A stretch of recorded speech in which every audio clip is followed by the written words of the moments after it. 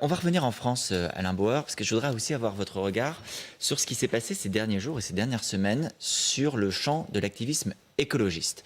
Il y a eu plusieurs mouvements, parfois violents. Le plus emblématique, on l'a évoqué à de nombreuses reprises, c'est la réserve d'eau, la méga bassine de Sainte-Soline dans les Deux-Sèvres.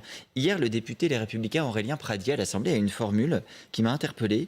Il fait remonter la violence d'aujourd'hui à l'abandon du projet de Notre-Dame-des-Landes, ce projet d'aéroport dans l'Ouest, vers Nantes, par Emmanuel Macron et Édouard Philippe. Il dit « ça a ouvert la voie au pire. Ce jour-là, l'état de droit a abdiqué. Nous en payons le prix aujourd'hui ». Est-ce que vous partagez cette lecture? Est-ce que l'état de droit a abdiqué en France? Est-ce que c'est pour ça qu'on a ces manifestations violentes aujourd'hui? Alors, d'abord, la France est un pays très centralisé et très pyramidal qui a un petit souci de dialogue et de discussion avec tout ce qui se passe en dessous. Et donc, ça lui joue des tours parce que de temps en temps, il a des révoltes. La France est le pays des révoltes paysannes, des jacqueries. Voilà, on a des jacqueries vertes, mais avant, on avait des jacqueries tout court.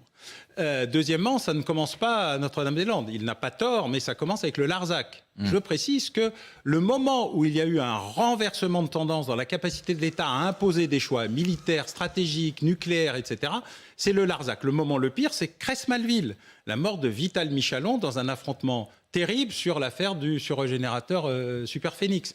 Donc nous avons des moments de révolte et puis des moments d'aplanissement, de dialogue, de pacification des mœurs, puis de nouveaux moments où face à une urgence climatique, même des collègues comme Alain Duhamel pensent qu'effectivement le moment est venu peut-être de passer à autre chose que blabla sans qu'il ne se passe rien, il faut passer à d'autres méthodes ou d'autres moyens. Donc la désobéissance civile en fait partie.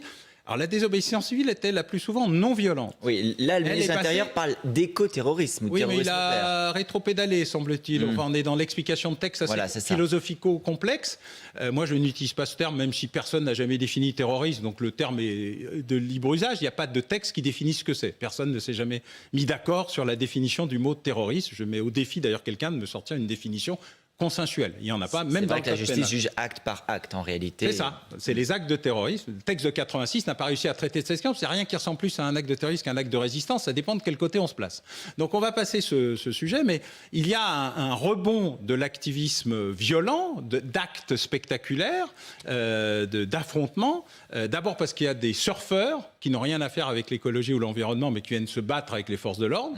Plutôt version Black Bloc. Quand vous dites surfeurs, ce sont des gens qui profitent. Qui profitent de l'usage. Voilà. Et puis il y a des gens qui sont extrêmement déterminés à faire avancer leurs idées, puisque rien ne se passe depuis qu'on dit qu'il y a du réchauffement climatique et qu'il faudrait faire quelque chose. Est-ce que c'est parce que les actes non violents, la désobéissance civile, n'a pas marché ou qu'on ne les a pas écoutés? Est-ce que c'est la conséquence de ça? En France, la négociation avec l'État est un sujet qui ne passe que par le rapport de force. Mais c'est l'État qui l'a voulu comme tel, pas cet État-là, ni ce gouvernement en particulier. C'est notre histoire, c'est malheureux, c'est comme ça. Moi, je me rappelle quand j'étais collaborateur de Michel Rocard qu'il avait essayé de pacifier les mœurs en ouvrant les négociations préalables, le dialogue, une capacité à avancer avec les gens sur les réformes plutôt qu'à leur imposer d'en haut. Disons que ça s'est un peu étiolé après son départ et que malheureusement, la mauvaise culture de l'État en France a rapidement pris le dessus. Et il y a des conséquences. Il y a de la violence également. Ça n'excuse pas les 60 gendarmes blessés, qui ont été blessés ni ce qui relève quasiment de la tentative d'homicide. Quand vous visez quelqu'un avec une boule de pétanque directement à la tête, vous n'êtes pas en train de militer pour l'environnement. Vous êtes un assassin potentiel. La Première ministre a promis qu'il n'y aurait aucune impunité face à des scènes qu'elle a qualifiées d'inacceptables et choquantes, bien sûr. Cette violence, elle est également dans le débat public. Hier, à l'Assemblée, il y a eu un épisode qu'on a relaté sur notre antenne encore ce matin, dans les matins LCI,